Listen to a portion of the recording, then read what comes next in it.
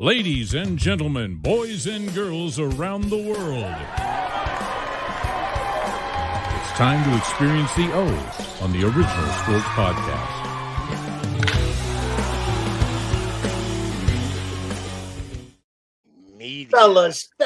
Fellas, what's going on today? What's going on, man? I just noticed that Chops did cut off his facial hair. He got like the Richard Pryor face going on now. Shit. Stay away from the Hate me spoons. because they ain't me. Man, hate me because they ain't me. Stay away from the spoons. That's all I'm gonna say. Oh man, That cost Richard a lot of grief. yeah. Man, couldn't get it. Couldn't get off that. He was on that chick. On that, couldn't. It must, man. But you know what? Even on the real, I've never been drugged, never done all that. But seriously, I can't even imagine what that's like. And I say that because you know where it's going to lead, lose everything, this, that, and the third. And cats still try it. You know what I'm saying? And they still try it and they want to get off of it, but they can't. I'm like, that. I couldn't imagine. Real talk, man. I joke about a lot of shit, but cast it on that, man. Oh, there's dudes back in the hometown. Back in the hometown. Oh, of course. Yes. Can't get off of it. Good show brewing here tonight. We are in the midst of the NFL preseason. Everything is rolling straight forward. Sheen got us a guy. Man, here it is. We welcome to the show today former San Diego Charger, Baltimore Raven, New England Patriot, and Kansas City Chief. Robb Butler, defensive back. Butler played his college football at the University of Pittsburgh and some Bobby Moe, some RMU Robert Morris before his stint in the league as a safety. After playing on both sides of the ball as a young buck, Robb showed his flexibility by flipping over to the defensive side to stay. We can't forget to mention his thoughts on the state of the current game, from cash to rules to the level of play Robb is seeing. He's got some opinions. We know he does. So let's go ahead and get Robb in here with us today. There he is. Yeah, what's going on? What's good, fellas? Hey, the barber. What an amazing introduction. My God. I was like, who is he talking about? Now, look, I had to size you up a little bit. Appreciate you, brother. RDB, yes, what's up, man? What's going on? What's going on out there in Cali?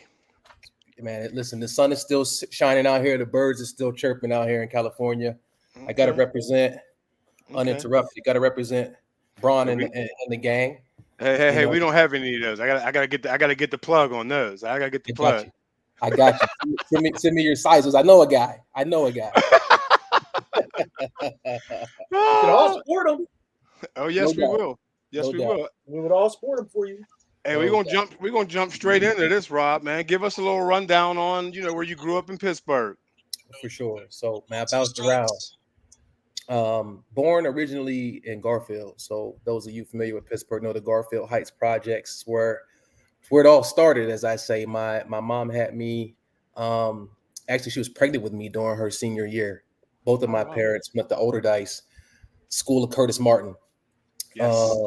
Yes. Hall of Fame, Curtis Martin. Oh, yes. Sir. Yes. Yeah. So everybody know what time it is, what type of time we on in Pittsburgh, okay? Exactly. Yeah. We're gonna get into that. Don't worry. Started in Garfield, moved to Broadhead Manor after that. So west side. So from east side to west side. Stayed in Broadhead. Then I moved to Swissville to live with my dad for a year. I was this close to being a Wolverine. Like I could have been a Wolverine. Commodore. Yeah. So those I kind of met those guys in fourth grade, moved back to the north side. Actually moved to the north side for the first time, fifth grade, and I was pretty much north side till Pitt, right? So Spring Garden, Spring Hill, Hood Town, Mexican War Street area, Jacksonia, and then Uptown. So when I went to Pitt, my mom moved to Uptown on Forbes so she could be closer to me. If you know Pittsburgh, you could get to Pitt in like 10 minutes from the north side. I mean, it's really. She's like, that's in traffic. In traffic, it's like, Mom, you didn't have to do that, but these are all. Hey, look, these are all Pittsburgh. These are both Pittsburgh guys. Okay, good. Yes. The whole squad is Pittsburgh people. So yes. Perfect. The crew is missing a few. Copy. He'd be drunk. He'd be off the chain. Right? It's Monday night at 9. You know he'd be off the chain right now. Three sheets to the win, huh? Yeah. Oh yeah. It's always He's a teacher just like me. We drink all summer. No, I'm playing. Oh, it's funny. You got a good group. Yes. We try. Yeah. We try. We've been at this for a while now.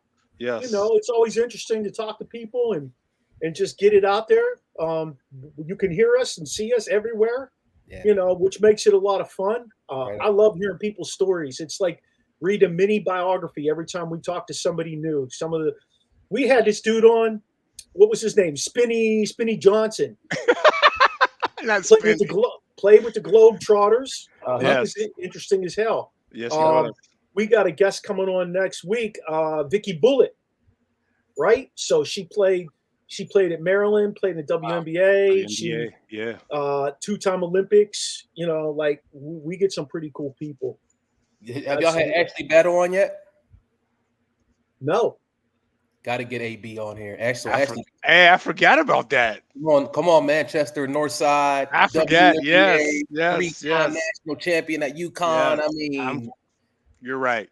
Let me write that down. You're right. See, I told y'all the Butler be on it. I told y'all. She's probably the most decorated athlete, one of the top most decorated athletes in Western Pennsylvania in the last 50 years. I would say Ashley Battle is a top 5.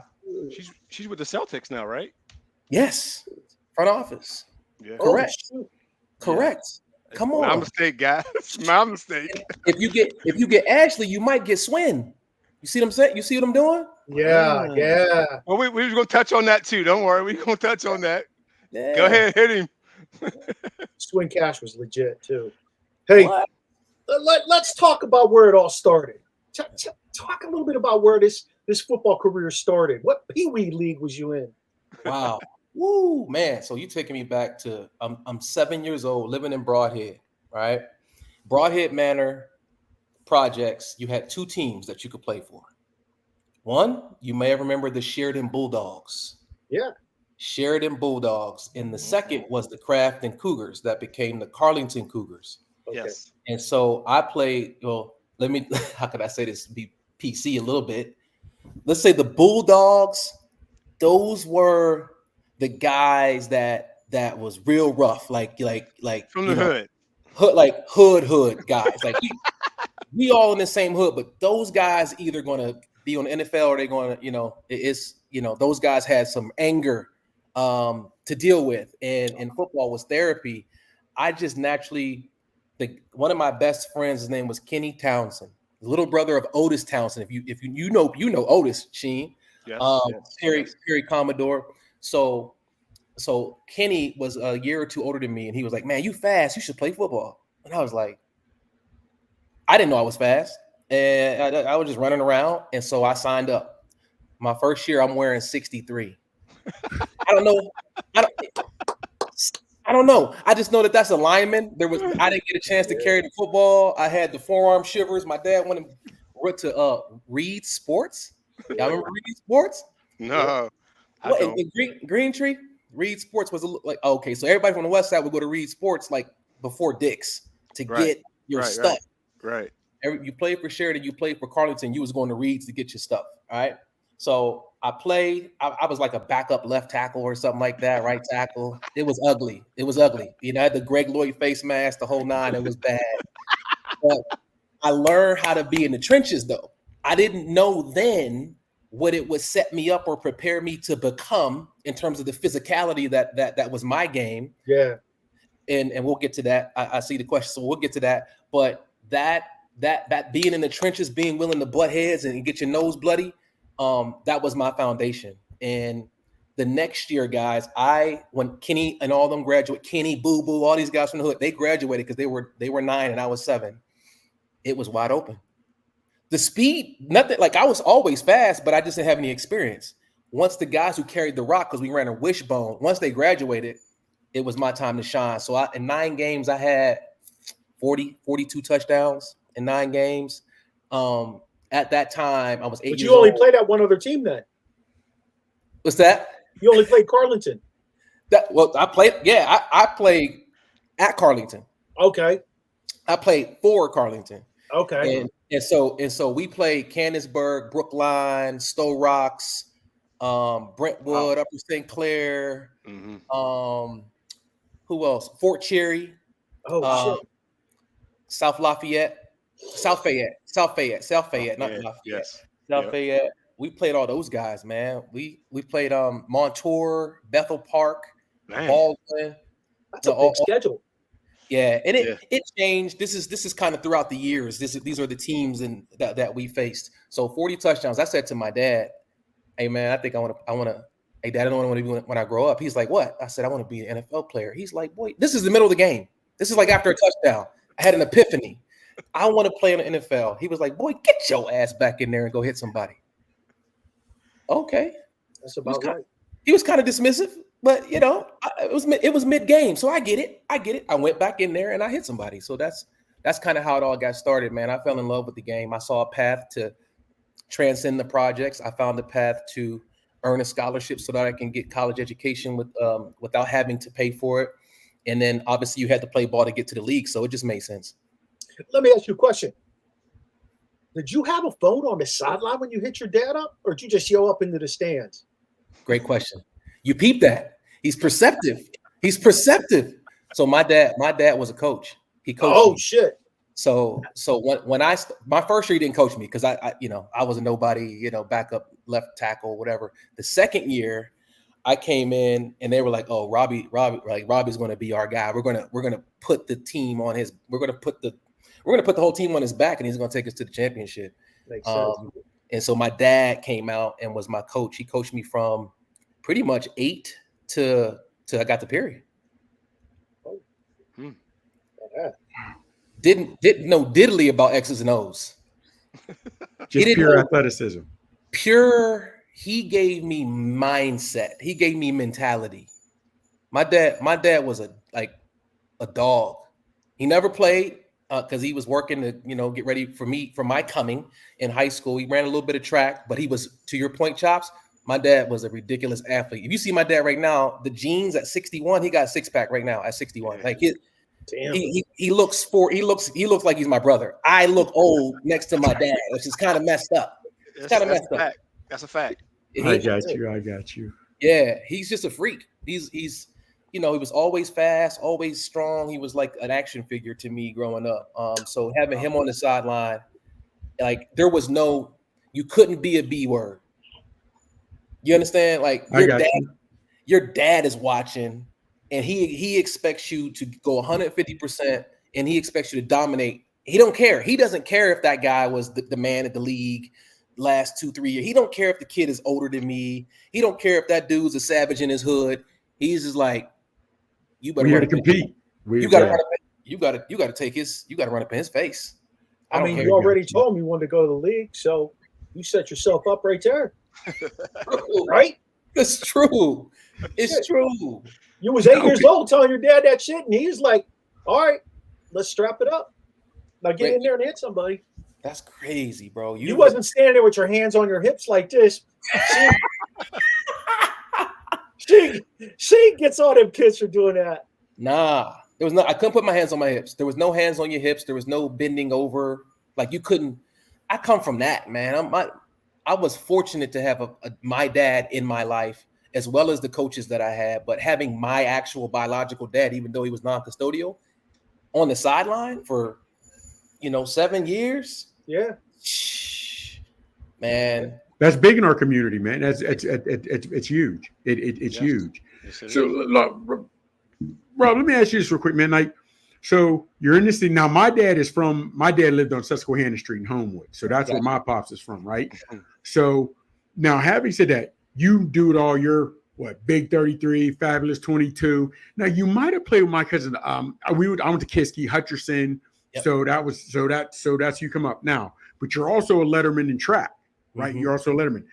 You told your dad at a young age you was going to the NFL, but as you get older, was football still your first love? Was that always your main first love? And what high school did you go to? Oh yeah, Commodores all day, baby. PTA all day. I always always from the time I chose a sport, it was always football. Track was always a means to make me more valuable as a football player because speed kills. And it wasn't I didn't run track to get faster. I run track to learn how to run. I ran track to learn how to run. It was somebody said to me, I think it was my 8th grade year, my last year playing for, actually I played for Carlington my freshman year at Perry. I didn't play high school ball my freshman year. I was a young freshman. I graduated at 17. I didn't want to go I wanted to finish out my little youth situation. And so somebody said to me, man, you fast, but you work too hard. You're working too hard. I was like, what does that even mean? Like, he's like, you smashing grapes. I played running back. And he said, you smashing grapes. You making wine. I was like, yeah, you're running it. You're a whole lot of movement and your feet are turning over, but you're not covering enough ground. So he's like, when you get to high school, you should run track. So that's why I got into track. But track was I never thought I could be. I would play against guys who had 10-2, 10-3, 100-meter speed, and they couldn't cover me. They couldn't guard me on the football field, and they couldn't run. They could. It's a different animal. So you're lettered in track. You're a track letterman, whatever have you. Now, did you? How do I say this? You're honing your skills, getting better in football. Mm-hmm. Did track come naturally to you in running? And were you putting as much time in the track as you were for the football field, or did track just, this is what I do, man, we just run? 9th grade was natural. Then I met a guy named Mark Hogan, who's also a Pittsburgh legend. Mark Hogan was my then girlfriend's dad, and she was a track phenom, right? And so I started training with him, and then he started recording me and breaking down my mechanics from my dorsiflexion to my knee lift to how my hands was. I was like, yo, this is insane. But I listened to everything that he said, and I began through him. I began to smooth out my running mechanics so I can run fast while not working so hard. And now I can maintain that speed. So if you turn on the tape my junior year and senior year, you're gonna be like, okay, first quarter he's flying around, fourth quarter he's flying around like it's the first quarter. It's because I was able to learn how to conserve my energy and still hit you. Maximum speed. I got you. You. Yep. Hey, so you went to Perry, guys. Of course, I know you guys had some great years there.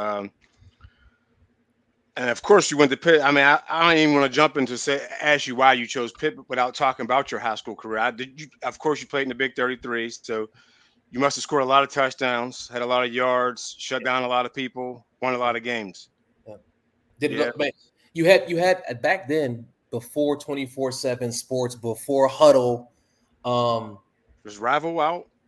No, there was no route. There was no route, but there was Don Lemons. Dan Hansen's, yeah, the blue chipper thing, and wow, All State. There was USA Today All American. I was a USA Today All American honorable mention as a corner, but I think that it was Metro Index football camp with Joe Butler that yes, I remember that. Took it back with that one.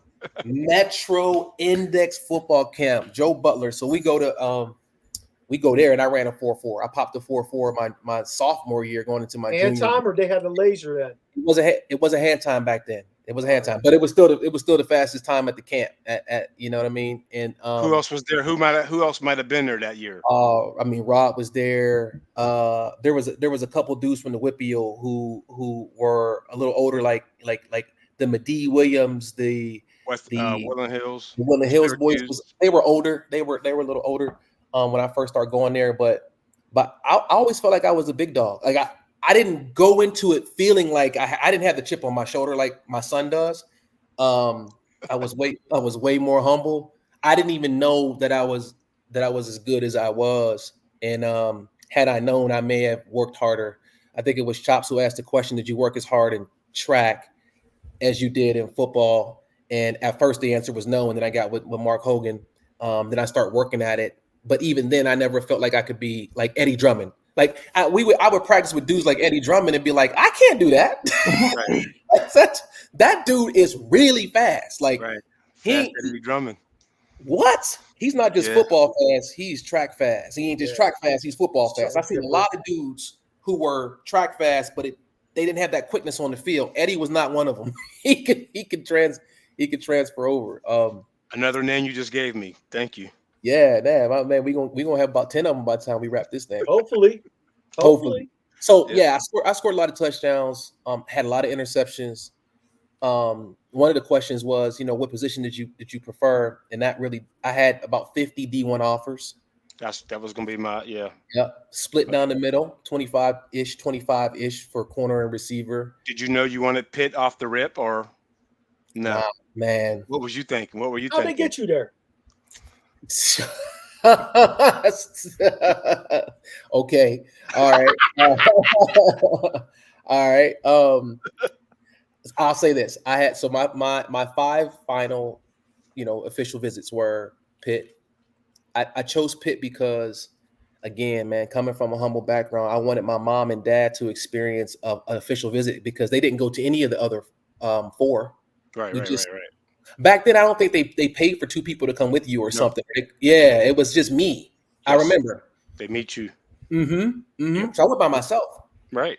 Pitt was my last trip, and I did that just for my parents because I wanted them to eat lobster and steak. I wanted them to feel, be a part of this recruiting process with me because they weren't really a part of it. Wait, you guys went to the Gold Room?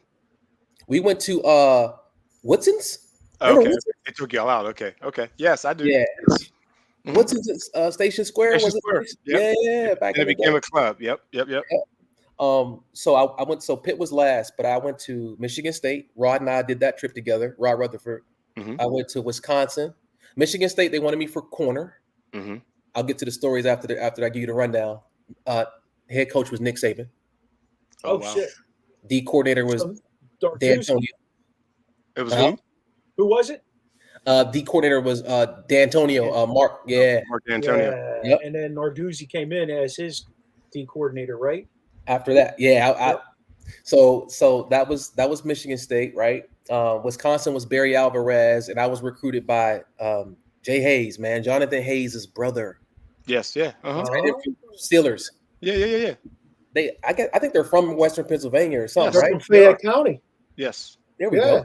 Man, it's crazy. So he recruited me. He was the D-line coach at Wisconsin at the time, but he recruited Western Pennsylvania. Back then, they recruited areas. It wasn't like the receiver coach recruited all the receivers. Right. They had areas, geographies. And then NC State and Maryland. So those were the 5.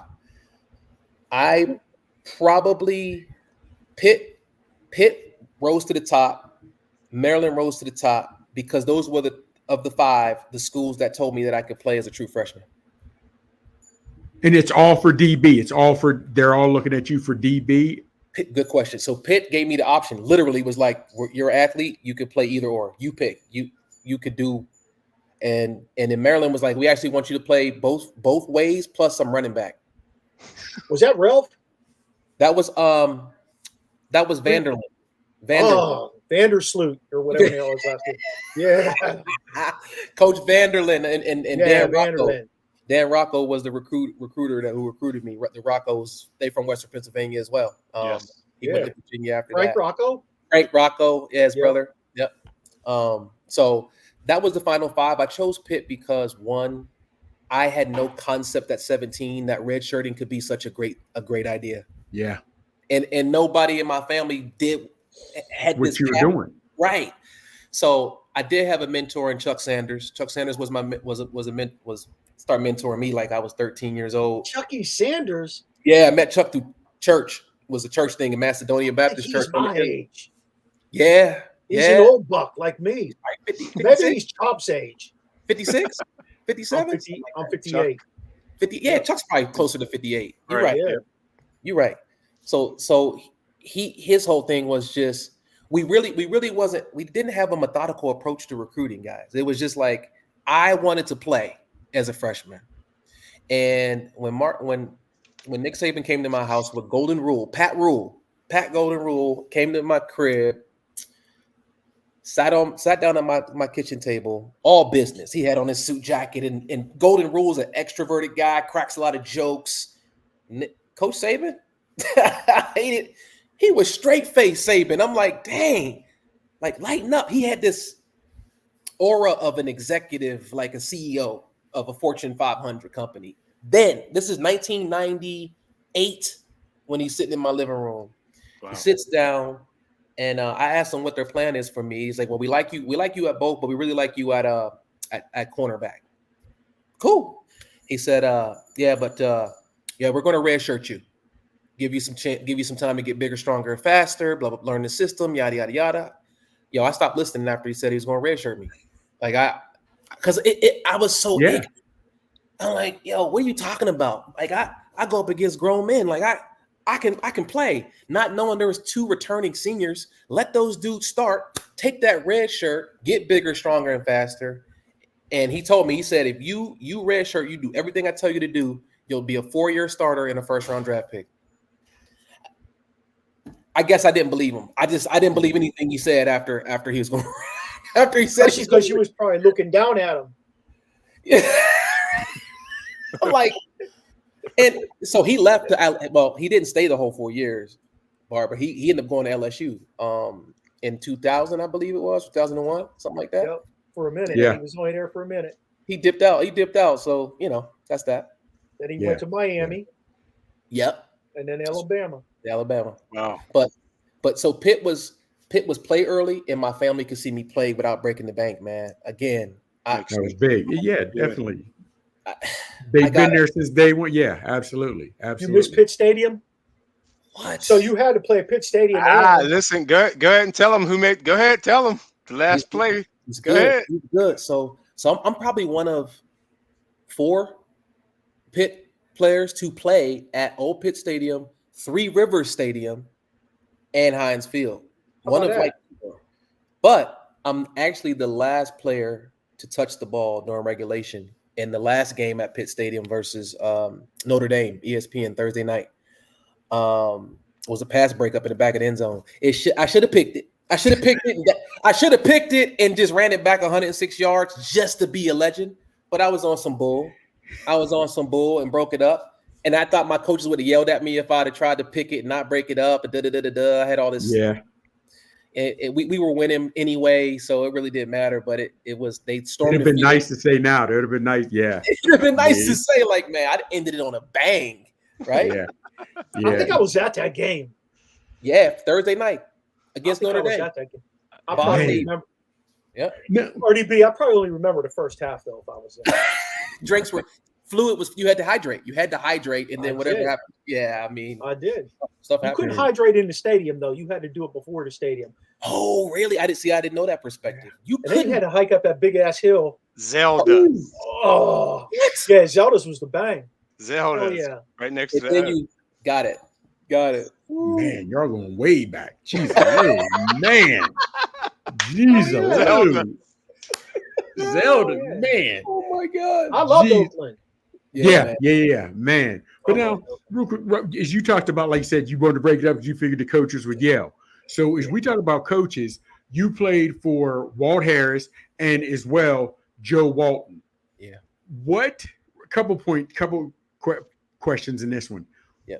What was the difference in the coaches, if there was a difference? Did either one give you different tips on how to get you to the next level? Did coaches even focus on that, or were they like, we want you, you're here now, help us win, whatever happens after that is what it is? Yeah, those are my 2 college headmen. Underneath them, I had some great coordinators. But to answer your question, Chops, is Walt. Love Walt. Walt, I love you. If you see this, I love you, man. It's coming from love, but it's true. He focused on the wrong things. He focused on things like sideburns above your earlobe. Because he was older too, though. Yeah, he focused on like no earrings. Right. He focused on how you looked. Like he would say little things about your hair and it was almost kind of like, yo, you really can't, you probably shouldn't be saying that out loud. Especially nowadays. Yes. you couldn't even mention it nowadays. You can't even think it nowadays. Right. Like your mind, your shit's getting canceled. pinpointed. Yeah, that's it. You're That's done. it. They taking your statue down.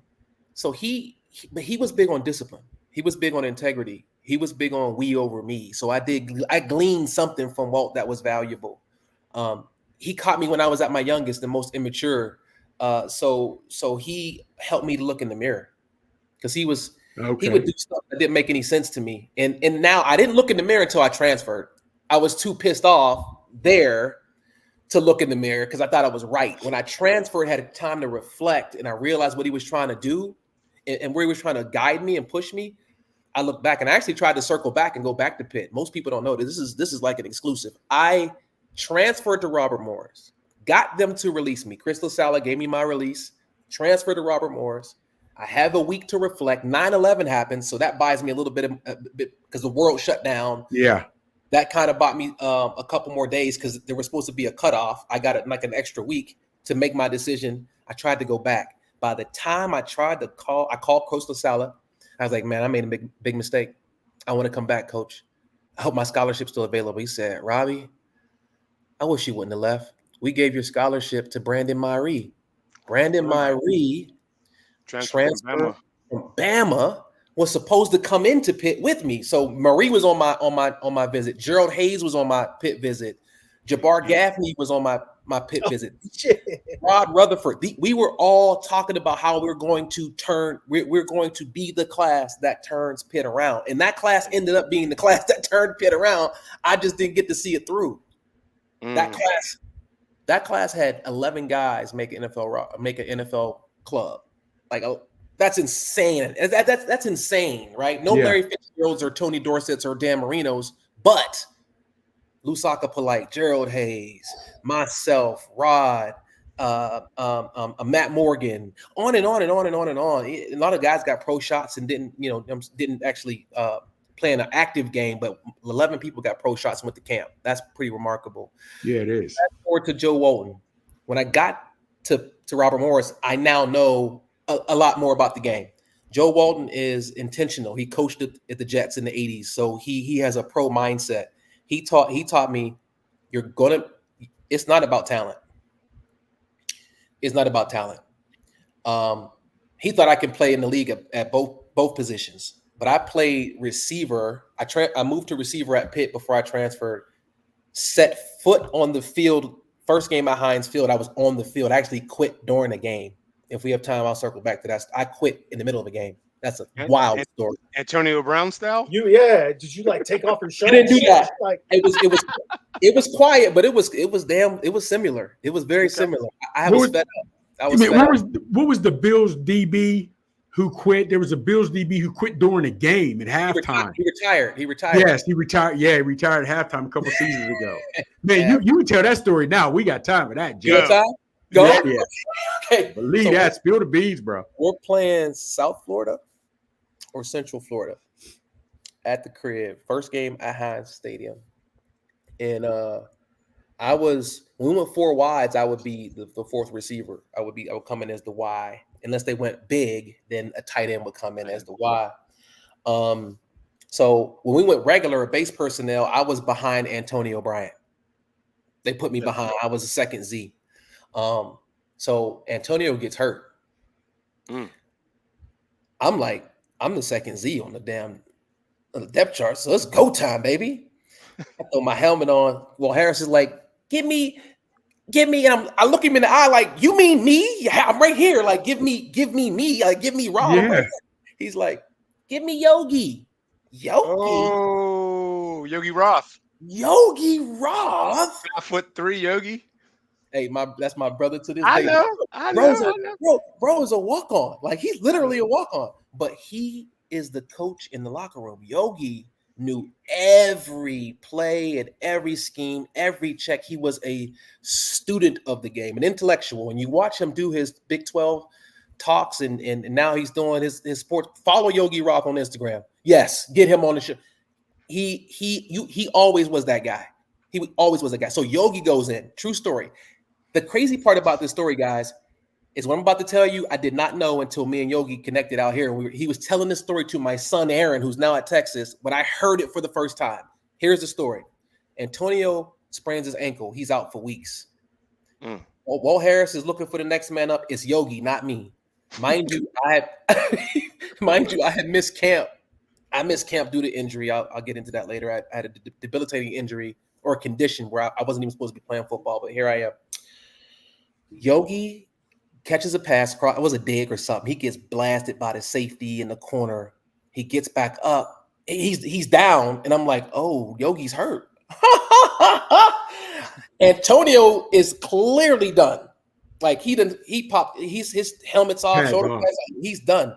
I'm like, now Walter's like, get me.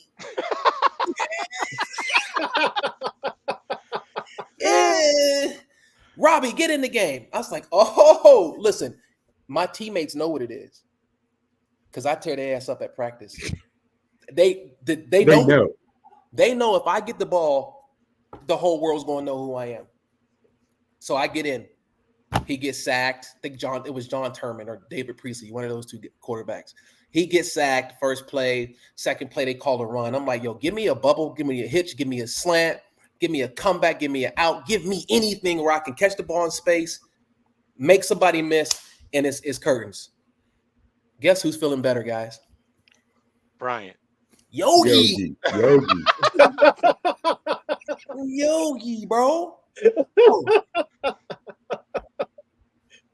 Bro, he knew the playbook. He knew he had the trust. So if you watching this and you a dad or you a coach or you a kid or you a player, don't nobody give a damn how fast you are for real, how big you are until or how talented you are until they can trust you. You have to be a real student of the game. You have to be a real football intellectual. Wow. You have to have the mental part, and that's just X's and O's mental, but you also have to be emotionally intelligent to be able to manage your emotions, your outbursts, and be able to handle competition and constructive feedback. That where I'm from, the way the coaches talked to me at Pitt was the first time I ever got cussed out by a grown man who wasn't my dad. Oh wow! So I wanted to fight. Yeah, without question. When Larry Coach Coyer, the legendary Coach Coyer, Super Bowl winning D coordinator, Coach Coyer cussed me out. I was like, yo, like, I don't know. Y'all just let him. Oh yeah. Y'all just gonna let the little white dude talk to y'all like that? Oh, he got me effed up. He got me effed without question. Got me effed up. Then I realized, like, nah, dude, you're gonna have to chill out. You gotta relax. And so that's another part of the game that doesn't really get talked about. So listen, Yogi's telling a story to my son. Unbeknownst to me, when Yogi got hit by the safety on that dig, later on he found out he broke his neck. Ooh. He broke his neck. He literally broke his neck. Vertebrae. He came back. He told me and my son this to my face. He said, all I can think about, if Robb gets the ball, I'm never going to get on the field. I'm never going to earn a scholarship. Because he knows. He would always say, I wish I had your talent. I would say, I wish I had your smarts or your brain, when I didn't realize that it was a product of him investing the time in the playbook when I was talking to girls. Wilding out, yeah. Right, yeah. Going to the O. I mean, you talk about that. Look, I coached high school football, and I had this kid. I'm not even going to get into names. It's not important. But his dad played in the league. He played for the Jets and Seattle, I believe it was. Yeah. And the kid was a track star, but he couldn't play football. He didn't understand football. He just didn't understand football. Great kid, would do whatever you ask him, but we had him in the backfield because he could run like hell. We had a fullback in front of him. All he had to do is grab the ball and follow the fullback, right? So dad gets in my shit. He's all over me. He's all over me on Friday nights. He's all over me all the time, texting me. So finally I said, Saturday morning, I'll see you in the coach's office. I want you to come in there, and I want you to show me on the board what you think I should do with your son. He came in. I handed him a marker. Draw it up. He didn't know shit. Yeah. And I start, and I'm an offensive guy. Like, I'm an offensive guy. And I'm dissecting. He's drawing these plays up. I'm like, okay, what happens if I get in this defense? You can't run it. All right. Oh, give me something else. What happens if I get in this defense? Yeah. Well, you can't run that. And I said, what do you want me to do? Right. What do you want me to do? You don't know the game. Somebody handed you the ball in the league and said, run like hell, and you was able to do that. But you didn't know what the hell you was doing, did you? Because you don't know it right here. Yeah. That was it. That was it. Never talked to the dad again. And it was all right. It was all right. So Yogi carved a niche for himself after that, because I remember Yogi, he got some good time. I think he earned a scholarship. Had his internship at Fox Sports Network because he knew he always wanted to go into be an analyst, be a broadcaster.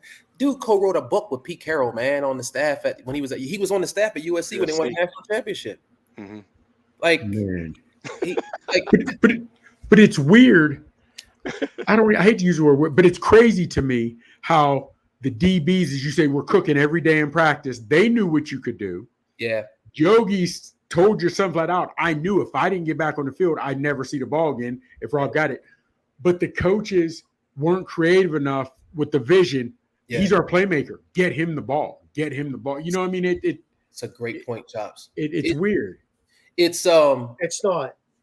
Well, to me it is, because it's weird to me because you, like you said, he may not understand how to block or what to run certain routes. But if I'm the coach, I realize this is one of my best players. This is one of my best athletes. Mm-hmm. I am supposed to scheme. And if I can scheme a way to get you the ball in the open field, I don't need you to make all 10, 11 guys miss. Just one. You know what I mean? Because with your speed, that's where I'm like, because we see it nowadays where the coaches will draw up plays for certain players to get his athleticism working. And well, that's funny you say that, Chops, because when Pitt played Penn State, they did that for Rod Rutherford, didn't they? They sure did. That's how he cut. That's how he had the touchdown on the sideline. That was the only touchdown of the day, right? That was a tag. Like they made the play for him. But you're both right. I know the barber is dying he's dying it because the coach in him is like, listen, and so I know where he's going. So let me say this for color, and then I'm gonna tee him up because I know where he's going. I want you to imagine, Chops, that when I say I wasn't a genius in the playbook, I'm talking about I was probably 90%. I'm not saying I couldn't be trusted. Like I didn't know. Got you. Like you can't put the guy out there because he's gonna run the wrong route every time. No, 9 out of 10 times I'm gonna run the right route, the play that was called. I'm gonna miss it once. The difference is at that level, the other guys are 10 for 10. Right. I got you. I think of it this way. I'm sorry. Go ahead. No, go ahead. Do you think the margin for error, the margin for not is so much more slim than. And they don't think let me tag this guy because he can boogie. Their first thought was we could trust this guy more than we can trust Robbie. And I had just gotten back to practice probably that Monday, but it didn't matter. Shit, I showed y'all I can run this plays. And why I say that is Taysom Hill.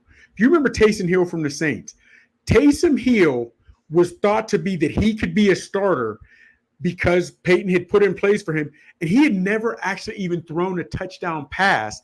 And people were saying that Taysom Hill could have been the starter, just the way the O coordinators schemed and got him in the play. I mean, that's what I'm like, wow, are you kidding me? So and I think about that. This is where I think the barber jump in there because from my perspective, bro, in that era, very few offensive minds were using that level of creativity. I got you. In this era, as I watched it, almost none, right? Now I'm like, I see what they do with Tyreek Hill everywhere he's been. I'm like, yo, what? Okay, so here's what I'm saying. Walt Harris didn't know shit about X's and O's, right? You told us that flat out. He was the disciplinarian. So in his mind, I thought that was Walton. No, that was Walt Harris with the earring. Walt focused on the wrong things. Oh, yeah. Wow. So here's where Walt is. Coach. He was a good quarterback coach. So here's where Walt is with this. Walt's like, okay, I know this dude over here isn't going to make a mistake. I'm just going to put him in. Even though he's not bringing the same skill set that Robbie has, he doesn't. need to have that skill set. He's going to run the right route. And by him running the right route, somebody's going to have to cover his ass. Wow. That means that the other guys are going to have opportunities somewhere else if they got to cover him. Yeah. And if Robbie runs the wrong route, you might have one guy covering two dudes. You know, like you're just it's just different. It's a tough and Chops. I said I came back to practice on Monday. Games on. I missed 3 weeks of. I basically missed training camp after the first 3 days. The condition I had, I couldn't even run. I could barely walk. I couldn't sleep, and I'll get into that. But when I left, he told the Tribune and the Post-Gazette that he was a part of our game plan. I don't know why he left. I would have played. To the Barber's point, I just didn't get enough reps and practices in completely to show him that I was ready. I only practiced like 3 days that week, 2 or 3 days. I came back like Tuesday. So real quick, when you decide and you walk off the field, whatever it is you do, do you turn your uniform in right then after the game? Do you speak to your folks and, yo, what do I do? Do you even get their 2 cents? Are you like, I've already made my mind up. I'm young, hard-headed. I'm going to do what I want to do. How'd that go down?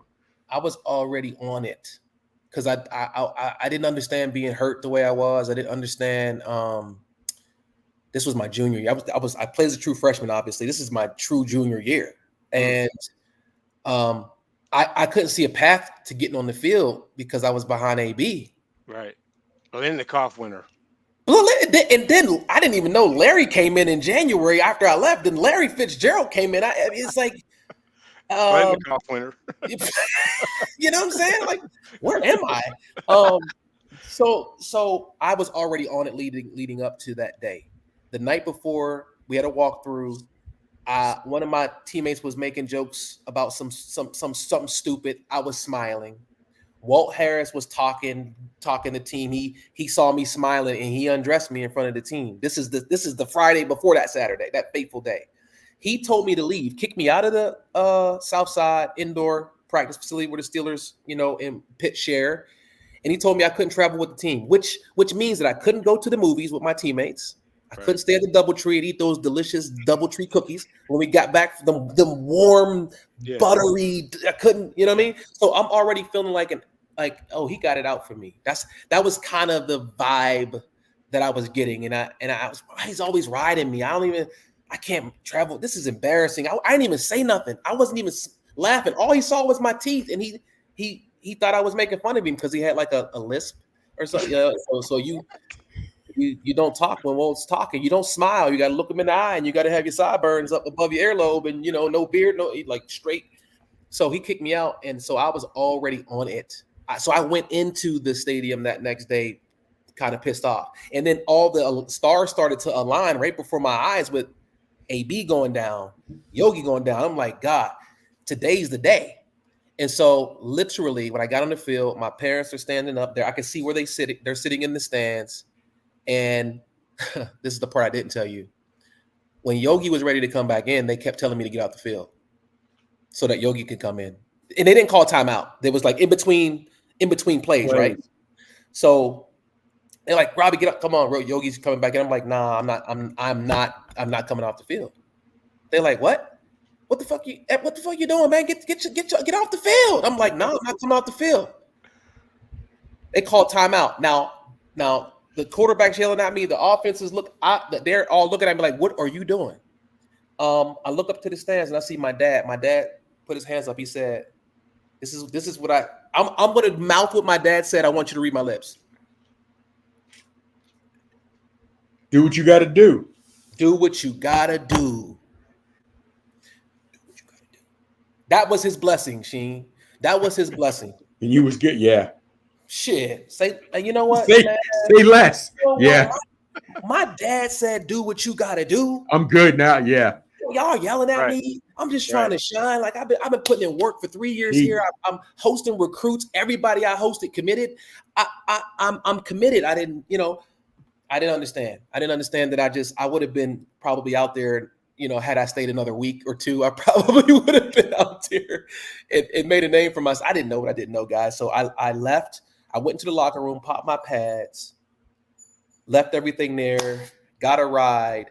And then there was a team meeting the next day. I didn't go, and I asked them for my release. I never went back to the facility. Man, I think I drove from there to the south side, cleaned out all my stuff, and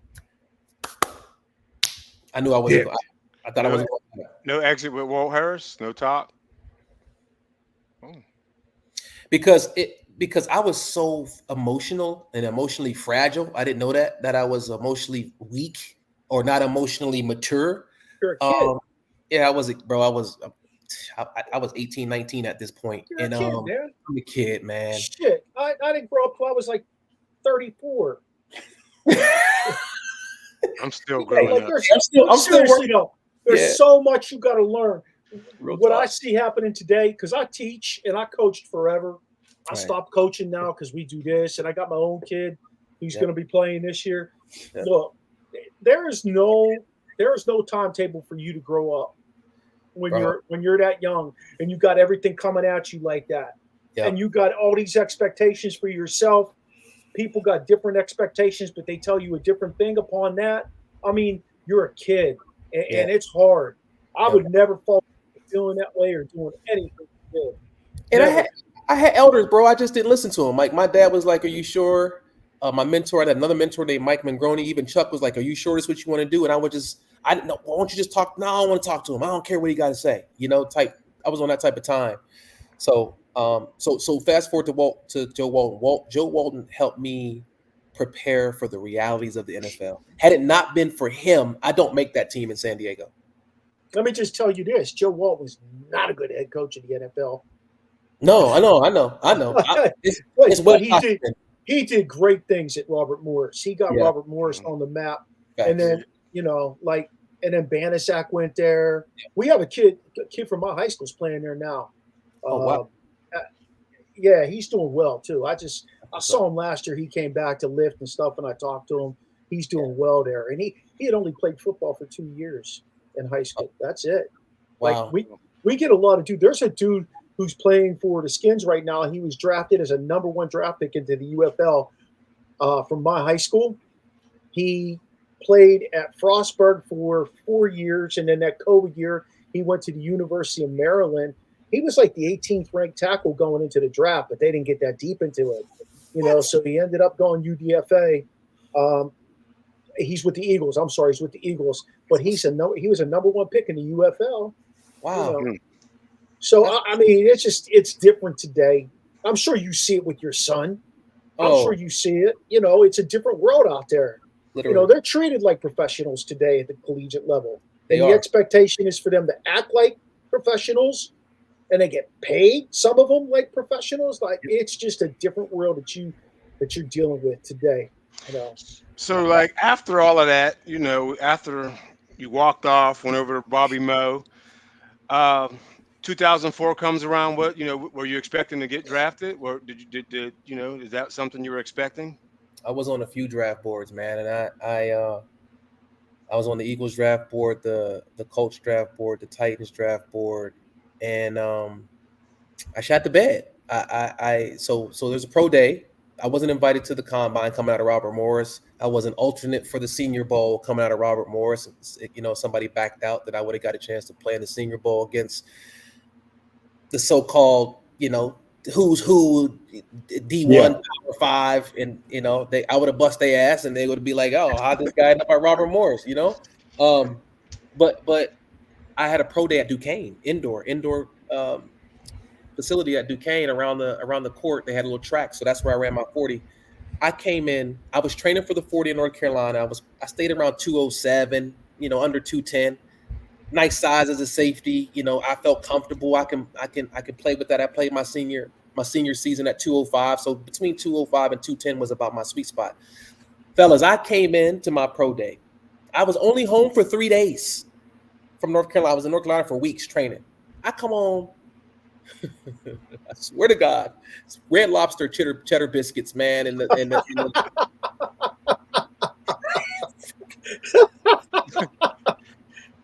221 pounds on my pro day. 221. All those damn carbs and the linguine, seafood linguine I was eating with all the damn cheddar biscuits. Like I was at a buffet. I've been so disciplined for so long. I just came home and went crazy. Wow. So I weighed in. And I was like, yo, this is wild. Let me go to the bathroom, try to, do something. Yeah, try to do something. Golly, 10 pounds heavier. So I came in heavy, waterlogged, nervous as all get out. Man, I ran a 4.65. Woo. I had ran 4.47 laser before I left. Was that a 50-yarder? Right? Oh shit! I was like, nah, we gotta run that back. Ran it again. It's like, nah, that's what we got you down as. I'm like, yo, this is insane. My agent told me had I broke 4.5, I would have probably gone 6 or 7 round. But I did that to myself. And what you don't realize is how important it is to get drafted, because that tag kind of stays with you. If you're a free agent, man, you got to put in work for 3 to 4 years before, and then be on your unrestricted free agent contract before. Like Antonio Gates was like one of the first big time free. That was one of my teammates that was a free agent that had a big payday, but it wasn't until he got, they knew he was a budding star. That's why they paid him. But you gotta put in so much more work when you're undrafted. You're way more disposable when you're undrafted. Like, I got you. Yeah. Yeah. Man. When you get drafted, nobody wants to be wrong and cut. Nobody wants to cut a draft pick. Now, like, who did the scouting report on this guy who didn't cut the mustard? Right. Oh, that was. You mean Kendall Green? Right. Sorry, did I say that out loud? Hendrick Green. It's a safe space. Oh man. So like you said, undrafted. So did you work out for anyone else, or was it automatically the Chargers, or did you have the option of different, or how'd you get there? It's wild because the Eagles, the Cardinals, the Titans, they had loaded rooms at my position. So my agent, Joe Lenta, JL Sports, he's also a Western Pennsylvania guy. He had Joe Andruzzi, Cameron Wembley, Joe Flacco. Flacco was So he had some draft picks. David Akers, Will Shields from the Chiefs. Wow. He was a lineman whisperer. That's how him and Joe Butler had a relationship. So Joe recommended me to him. This dude made me work out for him before he signed me as my agent. Agents are all the other agents are recruiting me. I'm not gonna say any names, but he was like, I need to see you work out before I sign you. And I was humble enough to say, bet, like, okay. So I ran 4.4 for Joe. Actually, Joe Butler was the one to do it because he was in New England or New Hampshire, wherever Joe Lenta lived. Joe Butler actually timed me, filmed it, sent everything to Joe Lenta. He was like, "Oh, I can get him drafted with those times." And I just got fat and slow. Didn't get myself drafted, and that was that. So you knew. So you were home for the 3 days before you had your pro day. Oh yeah, grubbing. Red Lobster? Who eats there? I know. It wasn't even Ma Duke's home cooking, just Red Lobster. I ain't gonna lie to you. Them Cheddar Bay, they done got lots of people in trouble. They done got lots of people in trouble. I ain't even go front. I ain't even go. Man, never. Those cheddar biscuits, man. Look here. Back in the day, if you'd have told me Mr. Red Lobster sold his soul to the devil to make them biscuits, I'd have believed you. Yes. There was crack in those biscuits. I don't even know what crack is about, but I'm sure it was in it. But I didn't answer your question, Chops, and I apologize. The question was why San Diego? Did other schools vet you? So those 3 schools, they liked me, but they were loaded, and my agent was smart. The reason why I gave you the backstory about who my agent was, he graduated from Yale, super smart guy. He was like, nah, they want you, and they might even give you a bonus, but you need to go somewhere who did not draft a safety in this class, and they're thinner at the thinnest at the position to give you the highest probability of making. Yeah, absolutely. San Diego did not recruit me. I wasn't on their board. They wanted another guy named Jason Linsmeyer out of New Mexico State, a lineman, a tackle, one of Joe's guys, and Joe bundled me, package dealed me with Jason. He said, because Jason had other interests, he was on a lot more people's draft board than I was. They were also light at the position. Joe is talking to the Chargers, and they're like, "We want him." He said, "Well, if you want Linsmeyer, you got to take Butler." They said, sure, we'll take Butler. They hang up the phone. He tells me this when I go to camp, by the way. They hang up the phone. 2 seconds later, they call back and they said, what position does Butler play? And what school does he go to? This is a true story.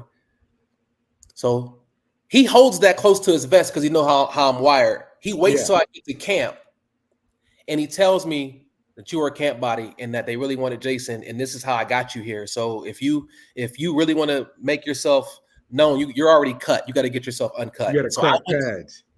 Bro, I'm taking off helmets at camp. I'm willing to knock myself out. Like, you get a shot on Phil Rivers. Phil Rivers? Yeah. Nah, you can't. You can't hit the quarterbacks. But I did hit somebody that almost got me sent home.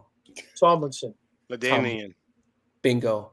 This is the thing, guys. If you can't hit LaDainian, put him in a red jersey.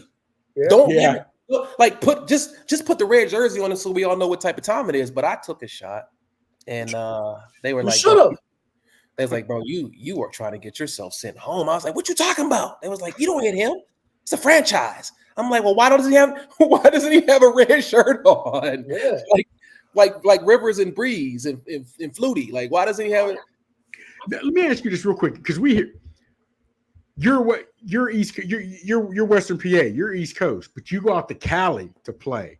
Mm-hmm. What did the weather have any? What was it like there? You know what I mean? I'm down in Georgia now, so I know the difference. But what was it like in camp, bro, compared to what you're used to? Murphy Canyon Road and I've never been to California before this. I've never been past Michigan State before this. I got $5 in loose change in my pocket. Like, you know what I mean? The plane ticket was a blessing. Like, the fact that you guys are going to fly me out. I didn't get a sign-on bonus. Linsmeyer, Jason got the sign-on bonus. Robb Butler, they didn't even know who the hell I was. So I didn't get the sign-on bonus. I got $5 in loose change. I get off the plane and I see palm trees and sunshine, but I don't feel any humidity. I'm blown away. I'm like, what? Am I still in America? And then I fall in love with Southern Cal. The vibes, the practice facility was situated in a canyon. Like, there's mountains and real grass, fields, manicured, greenest grass, the fastest grass that I've ever seen and played on, like a golf course type, type greens. And I'm blown away, man. I'm almost in tears thinking about, you brought me to that first day where I walked out of the facility, out of the locker room, and you walk onto the field and you can see the canyon here, and you're just like, this cannot be like, this can't be real. I'm living a dream right now. If you've never been to San Diego, tell them, Rob, if you've never been to San Diego, you got to go to San Diego. You're doing yourself a disservice. You have to experience it. Rob, where do you live at out there? I lived in Mission Valley. Okay, sure. I lived in Mission Valley. I was probably five minutes from Murphy Canyon Road in Mission Valley. I just wanted to be close. I wanted to wake up, jump in my car, and be at the facility in no time. Shit, before you was a thought, I was living out there for about 4 months with my cousin, working in between my freshman and sophomore year of college. 84 Olympics, I actually went up to LA. Wow. Oh, what a time. What a time. You got to do it. Yeah. Yeah, we're taking the boy there next year. He wants to see California. There you go. So, the boy. Yeah. The boy. Hey, we don't want to keep you too much longer, Rob, man. I mean, we got a lot of questions to run through. I'll be quick. I'll rapid fire. Let's do a rapid fire round. Rapid fire? You want to do rapid fire? Whoa, okay. Yeah. You gave us that one. So out of those 4 organizations you played for, what was your favorite? Chargers, Pats, Chiefs, Ravens. Ravens. And did you play with Prime, by the way? Yeah. Played with Prime. I did not take the deal with the Pats. Okay. I didn't take the Pats wanted to send me to NFL Europe, so I said, wow. Joe was like, hey, you want to go to Europe because you can get some film, and I had moved to corner, from safety to corner towards the end of my time in San Diego. I held out. The next week I worked out for the Chiefs and they signed me on the spot, so it was a good decision. I didn't really want to go to NFL Europe, so to answer your question, hands down, and no disrespect to anybody that I don't say, of course, the Chargers organization and the locker room. The locker room first, then the organization was what it was. It was really the locker room. If I'm really being honest, it was Drew Brees. It was Drew, and it was LaDainian. The leadership that those guys led with and modeled for us, 25, 20, I was 23. They were probably 27, most of the guys were married. Most of the guys were under 27 and married. They're family guys. They were good, Christian dudes. Even though LaDainian was a superstar and Drew was a budding superstar and Antonio and a ton of other guys, nobody was bigger than the team. It just felt like nobody was bigger than the team. It was we over me. Contrast that to the Ravens, man. I probably played with more Hall of Famers and more wealthier, more well-known guys at the Ravens, and we had a losing season. Like we just couldn't we couldn't pull it all together, which is why Dion was there to try to be that wisdom in the locker room. Okay, man. Look, and I know. Here's my thing. We hear it all the time, real quick on ESPN. He's a cancer in the locker room. He's dividing the locker room. But like you just said, these guys are married, and you've been on, on teams. They're married. They got children, whatever have you, and families. How much do locker rooms really get divided if a player and a coach are going at it or whatever have you? You know what I mean? Because again, you guys have real situations at home that don't have a thing to do with what they got going on. And in football, it's next man up regardless anyway. Yeah. So how much truth is to that? We see this all the time on ESPN. It's louder now. So if we had in-house beef, the media probably wouldn't even know that there was a rift between. We weren't that cavalier to or verbose as players to speak against the coaches publicly like that back then. You just and even if you guys had beef, did it stop you from doing what you were supposed to do on Sundays or in practice? That's what I don't get, because this is how you pay your bills and feed your family. So I will say this. I will answer it this way, because this is true. To your point, it's like that's happening over there. It's disruptive because it's a distraction.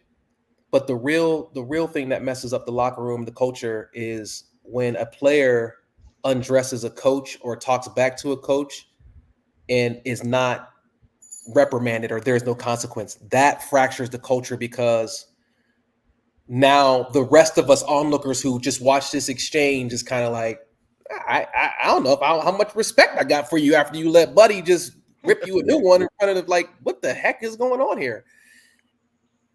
And that happened in college too with Walt. You know what I mean? We had some fiery people. Whatever. That's interesting.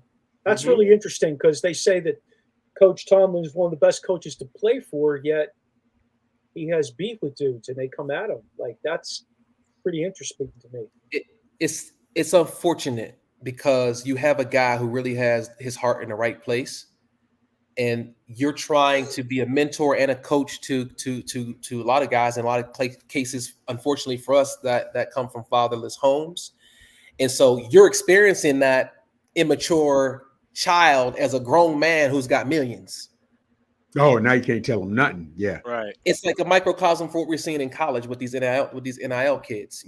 These guys are making hundreds of thousands of dollars, and several are making millions of dollars. Millions. Yeah. Millions. Hey, let me ask you this: you still a Steeler fan, or is that over? Oh no. I had a trial for the Steelers in 2009 for a features contract, and I had messed up my toe. My toe was toast, and Coach T actually, what's the guy's name who was the GM? Not Colbert. I don't know who. Colbert. Yep, it was Colbert. So he used to coach at Robert. He had a connection at Robert Morris, so somehow we got connected. Maybe it was his wife or something. We got connected. He had me set up for a workout with Coach T. I had surgery in August of 2008. Had to work out in January of 2009, and it just had a calectomy, turf toe. They went in there and tried to clean it up, and I was done after that. But so to answer your question, the barber, 100, man, I was this close to to become a Steeler, like to play for the hometown and the black home team. Yeah. What's that like though? Like, here you are wearing a San Diego jersey. Here you are wearing a Baltimore jersey, but yet your heart is in Pittsburgh. What's that like? What's that feel like? Man, you I'm just impressed. you have to you have to respect the team that's paying the bills and keeping the lights on, because you honor who's signing your checks. But back then, you look at the Steelers and that if you play defense, and then when Ben start having his run, shit, if you played offense, you just they were just clicking on all three phases, and they had that dog that was reminiscent of how my dad brought me up. It just felt like an identity thing for me. Without question, makes more sense to be a Steeler than anything else. And the Ravens was probably a close second. That defense was nasty. I can see That Rex Ryan defense was nasty with Ray and Ed. Yeah, go ahead, Shane. We're gonna spin, man. We're gonna go over to your son Aaron, man. AB3, as you like to call him. Committed to Colorado. Oh, USC first.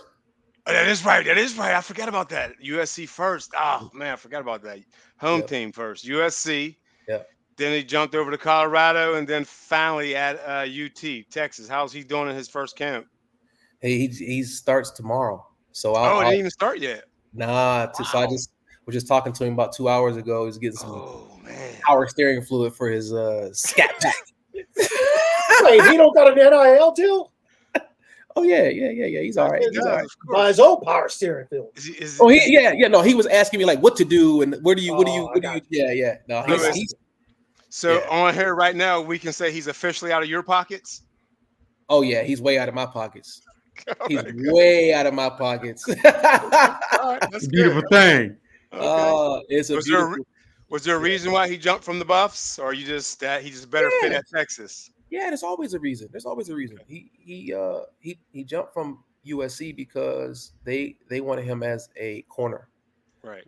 And at the time he committed, he may have been open to playing corner, but he committed so young. He was Lincoln's. He might have been Lincoln Riley's first commit in 2024, first or second commit when he first got first. Yeah, I think it was his first. Yes. He had just got here a week prior. Aaron committed at a recruiting event. Yep. And by the time Aaron's junior year was concluding, I had asked him, because everybody was starting to talk about him being an athlete. I know that game, and I know how tough it is for you to be an athlete and get drafted high in the league. So I was like, plus the wear and tear on your body. I'm like, listen to me, man. I don't care what none of them jokers is saying. I don't care what Travis Hunter's doing. You need to pick a position. So they wanted him to play DB. They liked him at DB. They thought he was one of the best DBs in the country.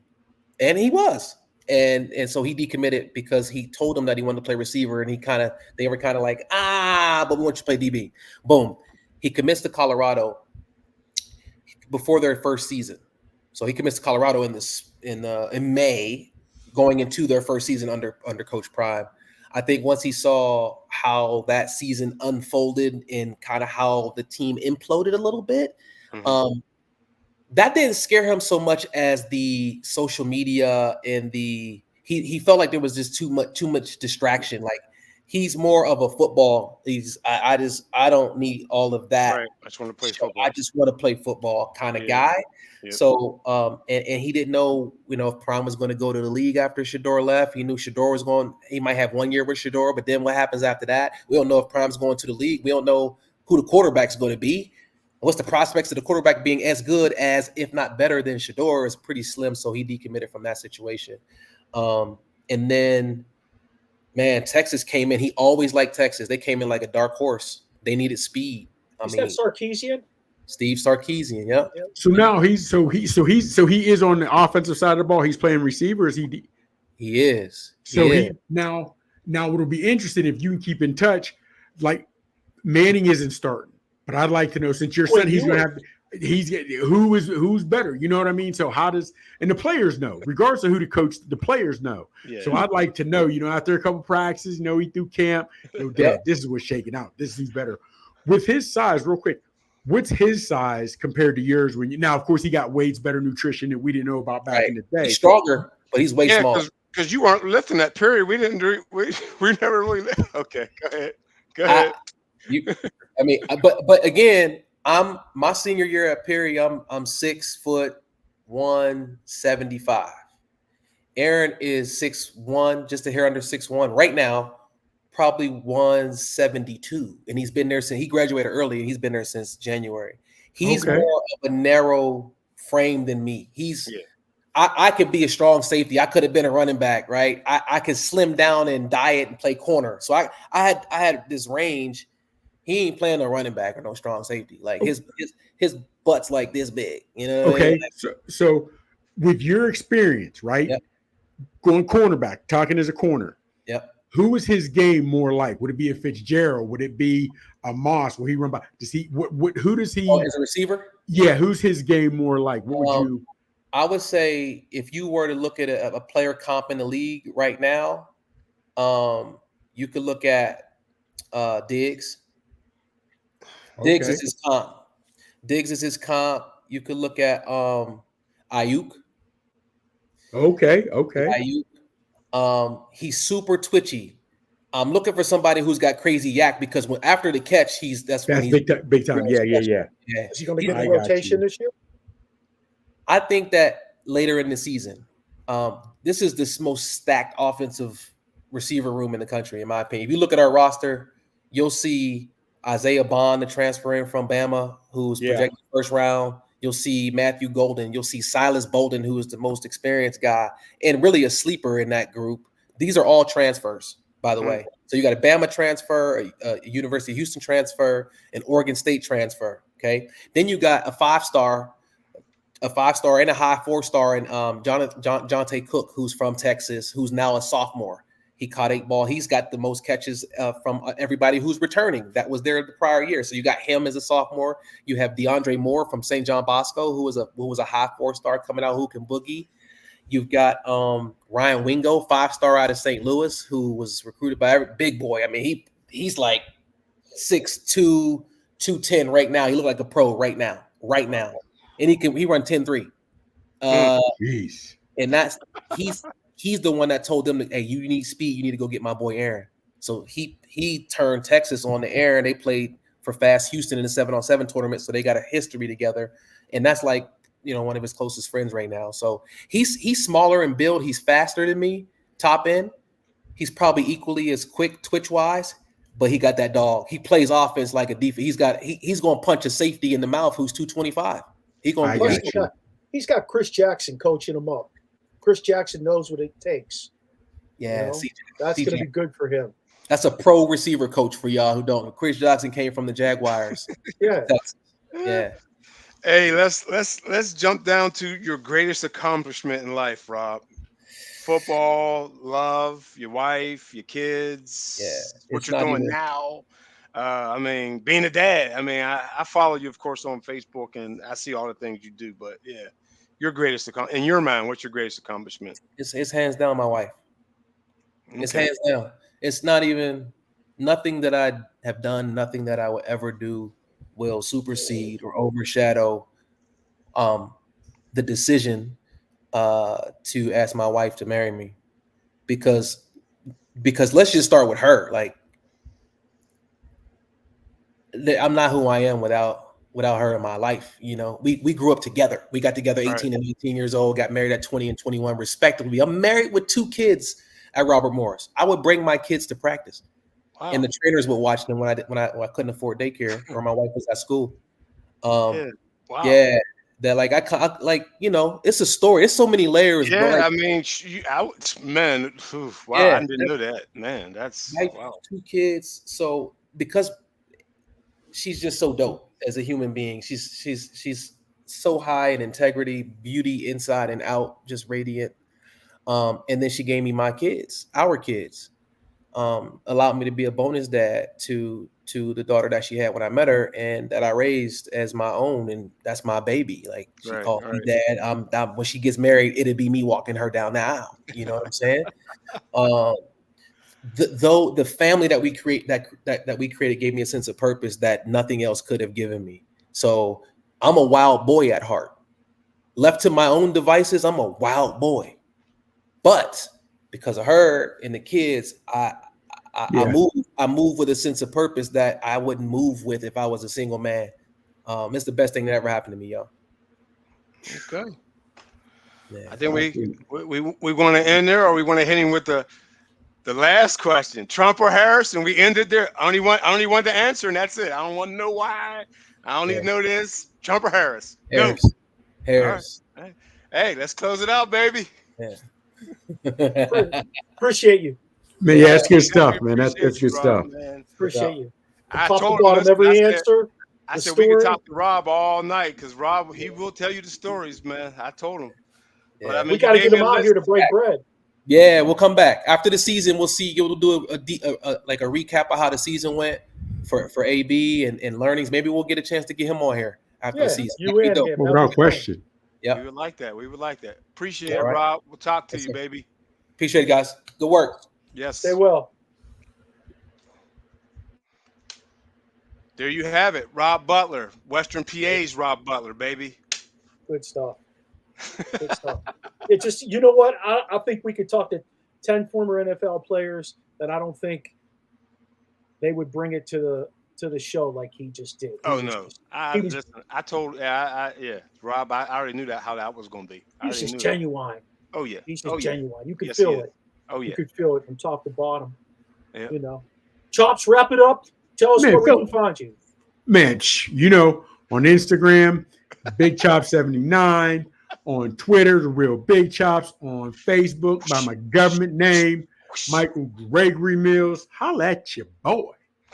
Hey, I'm now Rage Against the Rasheen on Instagram. That's where you can find me. Rage Against the Rasheen. That's where I am. Of course, Rasheen Hill on Facebook. I don't know what I am on TikTok. Somehow I'm on Threads. I don't know how that works, but that's an automatic. Oh, okay. It just works with Instagram. From X. Okay, well, X pushes you. Okay, that's where I'm X at. X gonna give it to you. X gonna give it to you. Barber, where can they find you, baby? Hey, I'll tell you where they can find T Sizzle. They can find him in the Dominican Republic sipping some cocktails right now. I hope he didn't get arrested. Pirates just went up. Hold on. Pirates just tied Houston 2-2. Okay. Teams did not look great tonight. Let me just say that. I'm gonna turn it on. They got T Sizzle. You can find him on Instagram and Twitter at 1T Youngie.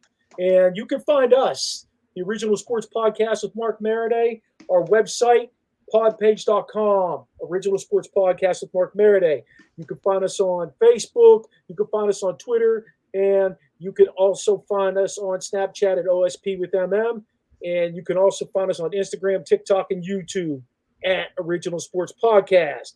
Shout out to our networks that we are part of: Manning Media, Let's Talk Sports Network, Sideline Sportsnet, Elite Sports and Entertainment Network, where we are on Tuesday nights from 9 to 10. And also a shout out to Peak One Sports, newest network we've joined. So you can email us with any comments, questions, suggestions for future guests. We'll even let you come on and talk your piece if you need to. That's it. Original asking. Yeah, I got some folks who want to come on here. Come on, bring it. Original Sports Podcast at gmail.com. Shout out to Steve Medley for doing the voice intro. Charlie Hodgson for actually doing the intro and outro. And don't forget to join us next week to experience the Big O on the Original Sports Podcast.